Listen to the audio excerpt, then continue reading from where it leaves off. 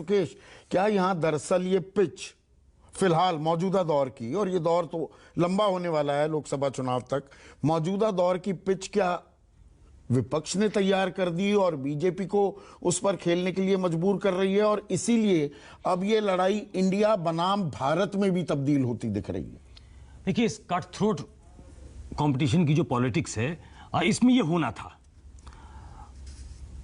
10 साल पहले तक ऐसा कहा जाता था कि चुनाव लड़ना, चुनाव जीतना, एक जमाना ऐसा था कि इंदिरा गांधी ने पूछा भजनलाल से कि भजनलाल किसकी सरकार बनेगी, कौन जीतेगा? तो उन्होंने कहा वो जीते कोई भी सरकार तो अपनी बनेगी।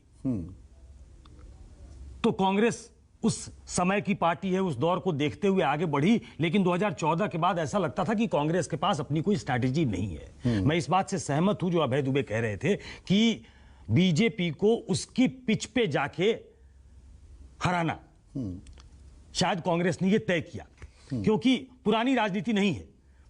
मैं कई बार कोट कर चुका हूं, at the risk of repeating मैं फिर से कहता हूं कि मैंने वाजपेयी जी को वो भाषण देते हुए सुना है पार्लियामेंट में, जिसमें उन्होंने कहा था कि जो राजनीतिक क्षेत्र में सोनिया गांधी को देखते हुए और उनको जवाब देते हुए आक्षेप लगाए थे उनसे थोड़े आहत थे, उससे आहत होकर उन्होंने कहा था कि जो राजनीतिक क्षेत्र में कंधे से कंधा मिलाकर इतने दशकों से काम कर रहे हैं, उनके बारे में यह मूल्यांकन है आपका? जब उनको भ्रष्टाचारी और करप्ट, ब्रेजनली करप्ट जैसे शब्द इस्तेमाल किए गए थे, तो उससे आहत होकर वाजपेयी ने यह कहा था। वो दूसरे जमाने की राजनीति थी जिसका जिक्र केसी त्यागी कर रहे थे कि मोरारजी देसाई जीत कर आ गए और चंद्रशेखर मिलने गए, तो इंदिरा गांधी ने कहा कि ऐसी आशंका है मुझे कि मेरा घर भी छोड़ने के लिए कहा जाएगा। चंद्रशेखर वहां से निकले और पहली मुलाकात मोरारजी देसाई से करते हैं कि वो देश की प्रधानमंत्री रही, आप ऐसा करेंगे क्या? तो वो राजनीति खत्म हो चुकी है। बड़ी कट थ्रोट कंपटीशन है इस राजनीति में, और ये मीनिंगलेस है। आपने तमाम एग्जाम्पल दिए हैं। प्राइम मिनिस्टर का ट्विटर बायो देखिए, लिखा है prime minister of India, prime minister of Bharat नहीं लिखा। और आपने दोहराया, आर्टिकल 1 कहता है India that is Bharat, union of states. नहीं, अब इसमें अंग्रेजों को ले आना और पूर्वजों ने भारत के लिए लड़ाई लड़ी, हमारे पूर्वजों ने, ये शैटर्ड होके ये करना है, ये मल्टी प्रोंग्ड अटैक। जब आपको ऐसा लगता है कि एक ऐसा प्रहार आया जिसकी अपेक्षा आपको नहीं थी, तो आप कोई इंडिया वर्सेस भारत करने की कोशिश कर रहा है, कोई अपने ट्विटर बायो से इंडिया हटाकर भारत लिख रहा है कि इंडिया जो है वो कॉलोनियल नेम था, हमको भारत लिखना चाहिए था। तो आप वो तमाम बातें आप कह चुके हैं। फिर मेक इन इंडिया क्यों था? मेक इन भारत होना चाहिए था। स्किल इंडिया क्यों था? स्किल भारत होना चाहिए था। लेकिन ये दरअसल कल जो मीटिंग हुई है और उसमें एक ऐसा, और शायद जो विपक्ष की रणनीति थी उसमें वो कामयाब होते दिख रहे हैं। भाई, किसी भी गठबंधन का, एनडीए का, बीजेपी का यूएसपी क्या है? नरेंद्र मोदी। लेकिन नरेंद्र मोदी को छोड़कर वो उसकी पिच पर खेलने चले गए। ऐसा बहुत दिनों के बाद मुझे देखने को मिला है कि जो पिच, जो टोन बीजेपी सेट किया करती थी और उसको फॉलो किया करता था विपक्ष, कई बार तो वो फॉलो कर भी नहीं पाता था, वो मात खा जाता था।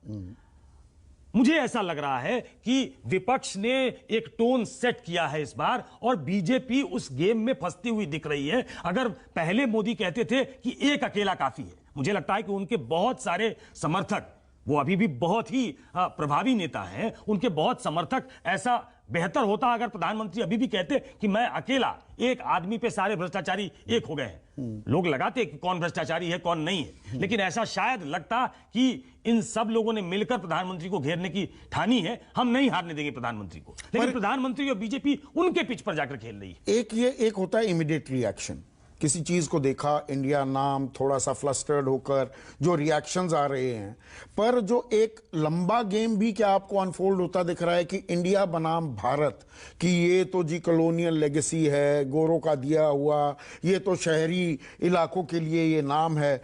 भारत, जो असल भारत गांव देहात में बसता है, हम उनके साथ हैं। एक लाभार्थी वर्ग बनाने में कामयाब रही है, सोशल इंजीनियरिंग भी की है, जात पात के पेच जो हैं वो खाका भी सेट कर रखा है, और उसके साथ जन कल्याण की नीतियां। अब ये लड़ाई लंबी चलेगी, इसमें भारत नाम का ज्यादा इस्तेमाल होता दिखेगा। देखिए या ये फौरी प्रतिक्रियाएं? नहीं नहीं, ये लंबा चलेगा। और कौन सी कॉन्स्टिट्यूएंसी किस बात से मुतमईन होती है कि गांव में कहना रहे तो इंडिया वाले हैं, हम हैं भारत बिल्कुल के साथ। किस कॉन्स्टिट्यूएंसी को कैसे एड्रेस करना है। वाजपेयी, माफ कीजिएगा, बीजेपी के पास वो लंबा चौड़ा पैराफर्नेलिया है जिसके तहत वो गांव तक भी पहुंच सकती है, मंडल तक पहुंच सकती है, छोटे छोटे कस्बों तक पहुंच सकती है, और वो वहां बताएंगे कि वो इंडिया की बात करते हैं, हम भारत की बात करते हैं। लेकिन जहां आपको इंडिया को कॉलोनियल लेगेसी बताना है, वहां आप कॉलोनियल लेगेसी भी बताएंगे। ये लंबा चलेगा। देखिए, ये आज की राजनीति ऐसी हो गई है जो बहुत हद तक सोशल मीडिया से प्रभावित है।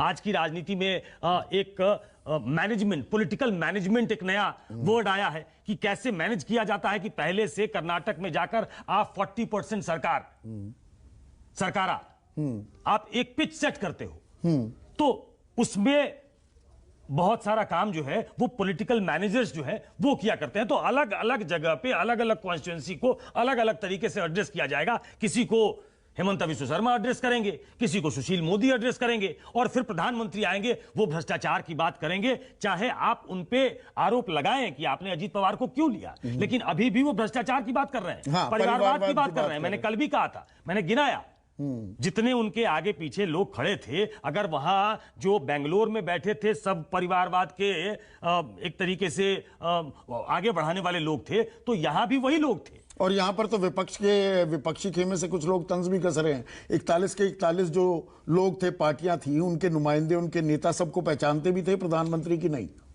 हाँ, ऐसा जेडीयू ने कहा है। हाँ, ऐसा जेडीयू के अध्यक्ष ललन सिंह ने कहा कि सबको पहचानते हैं क्या। तो ये देखिए, ये वार, और पहली बार एनडीए की बैठक हुई है 5 सालों में। अब ये बात तो हकीकत है। मार्गदर्शक मंडल भी एक बना था, कब हुई उसकी बैठक मुझे मालूम नहीं है। उसमें लाल कृष्ण आडवाणी है, मुरली मनोहर जोशी है, राजनाथ सिंह और नरेंद्र मोदी हैं। वो बैठक नहीं हुई, लेकिन एक वो बनाया गया था मार्गदर्शक मंडल, ताकि ऐसा न लगे कि हमने बड़े बुजुर्ग जिन्होंने पार्टी खड़ी की उनकी उपेक्षा कर दी है, इसलिए वो बना दिया गया था। एनडीए था, और ये बात आज फिर से जेडीयू ने कही है कि भाई हमको तो याद नहीं है पिछले 5 सालों में कब बैठक हुई, और मुझे भी याद नहीं है। जफर इस्लाम साहब को अगर याद हो तो बता दें कि आखिरी एनडीए की बैठक कब हुई थी और उसमें क्या फैसला लिया गया। तो कोई कन्वीनर है क्या एनडीए का? तो ये नहीं है। इंडिया बनाम एनडीए जो हो रहा है, एनडीए की तो बैठक ही नहीं हुई 5 साल से। ललन सिंह ये आरोप लगा रहे हैं, जफर इस्लाम। भाई, ललन सिंह जी को इसकी कैसे जानकारी है? जब अरे पिछले साल तक आपके साथ थे। मुर्मू जी का इंतखाब का, अरे सुनिए ना, हाँ। जब मुर्मू जी का इंतखाब होना था, जब उनका सिलेक्शन होना था, उस वक्त एनडीए के पार्टनर सारे मिले थे। ये कैसे आपको ऐसी जानकारी दी जा रही है? उसमें वो भी उस वक्त नीतीश कुमार भी आगे थे। तो ये बात तो बिल्कुल गलत है। एक मिलना अलग होता है कि एनडीए की बाकायदा औपचारिक बैठक अलग होती है। एक होता है कि सब सहयोगी दल बैठकर मिले। ये टीवी पे आप चलाएं, इसमें फर्क है। एक मिनट सुनिए, सुनिए ना, एनडीए की ही बैठक हुई थी, आपकी जानकारी के लिए बता रहा हूं। मुर्मू जी का जब नाम प्रपोज करना था, उससे पहले एनडीए की बैठक हुई थी। लेकिन अगर आपने उसको टीवी पे नहीं चलाया या टीवी पे किसी ने नहीं दिखाया, तो इसका मतलब वो मीटिंग गलत हो गई। 1 मिनट इंटरजेक्ट कर रहे हैं। केसी त्यागी साहब, उनके ही राष्ट्रीय अध्यक्ष ने आरोप लगाए हैं ये। केसी त्यागी साहब आपके साथ थे, आपने कहा हुई। केसी त्यागी साहब, बैठक हुई है, आप क्यों गलत बयानी क्यों करते हैं आपके राष्ट्रीय अध्यक्ष? राष्ट्रपति के चुनाव के लिए सहयोगी दल को और अन्य दल हैं, जिसमें बीजेडी भी शामिल है, जो एनडीए का हिस्सा नहीं है, उन सब लोगों को बुलाया गया था। और जफर भाई, मैं एनडीए का संस्थापक सदस्य हूं। उसका कोई अध्यक्ष होता है, उसका कोई कन्वीनर होता है, जैसे अटल बिहारी वाजपेयी और जॉर्ज फर्नांडिस थे। हर राज्यों में उसके अध्यक्ष थे, एक ढांचा बना हुआ था। अटल जी के हटने के बाद और नई व्यवस्था बनने से पहले, अटल जी के बाद ही मीटिंगें हुई हैं। शरद यादव इसके कन्वीनर रहे 2014 तक। 2014 के बाद ना तो कोई इसका अध्यक्ष था, ना कार्यालय था, ना संयोजक था।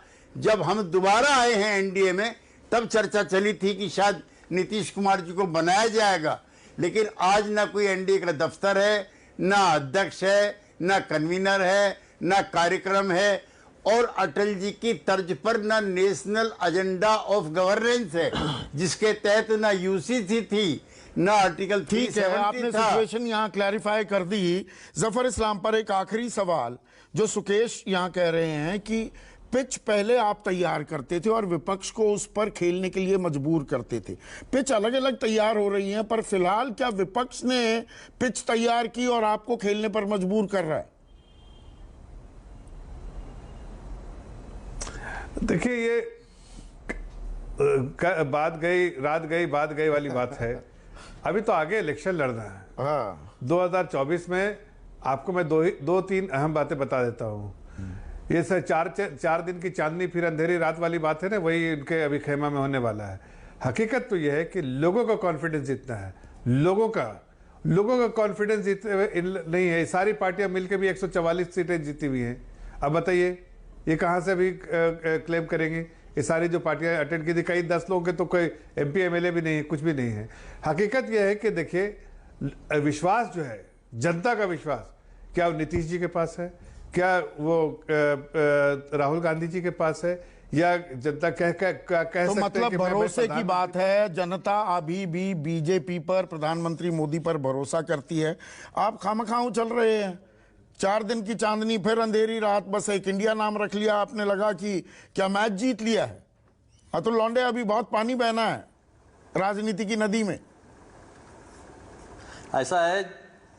ऐसा है कि जो JDU ने कहा था कि इनमें से कितने लोगों को पहचानते हैं, 41 नहीं, वो 45-46 है। उसमें income tax, ED, CBI, election commission, सारा कुछ इनका गठबंधन है। और फिर ऐसा है तो फिर किस बात का भरोसा बचा है? आपको खुद को भरोसा नहीं है कि जनता का आपका भरोसा है क्या? और हम चाहते हैं, अगर कॉलोनियलिज्म की बात हो तो हम चाहते हैं कि कौन खबरी था अंग्रेजों का और कौन अंग्रेजों के साथ था और कौन खिलाफ लड़ रहा था। एक व्हाट्सएप यूनिवर्सिटी की बात मैं करता नहीं, लेकिन आज जरूर करूंगा।